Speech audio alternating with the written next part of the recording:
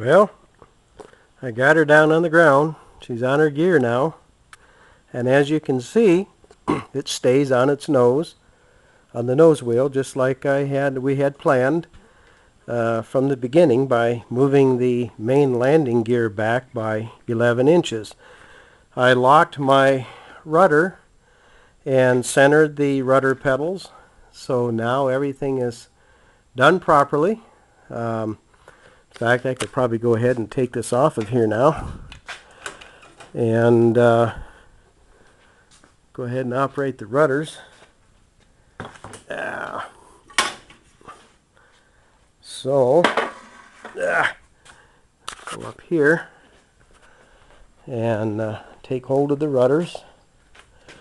And so, left rudder, and the rudder moves to the left, and right rudder moves to the right. And then centers. So there's plenty of rudder pedal travel, plenty of rudder, more than enough for whatever maneuvers we're going to be doing in this airplane, and plenty of clearance. Let's take a look at the clearance now. There was an issue about full deflection on the rudder right there, and as you can see, there's no possibility of this rudder impinging. Yeah, there's a little bit here on this side, just a slight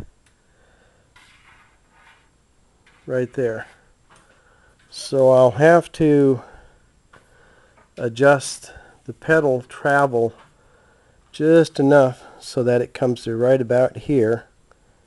That's such an extreme amount of rudder. I just can't begin to imagine that under normal flight conditions that's going to be a problem. All right. Well, we've got her set up and ready to go. When you're putting your rudder cables in, you want to remember that you've got to cross these rudder cables in the back. Now there's a aluminum plate that's going to be going in here, and this guide piece will be up here.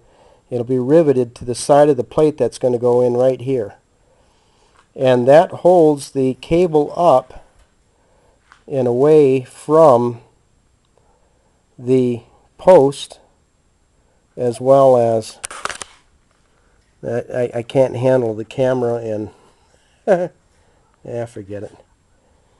I'll do this video later.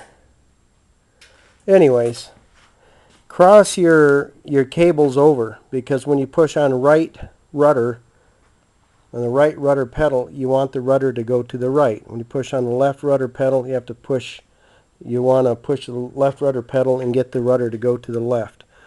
So you'll have to cross your control cables in the back here, and like I said, there is an aluminum piece that goes in there. It'll have these cable guides. I'll pull this tape off of here.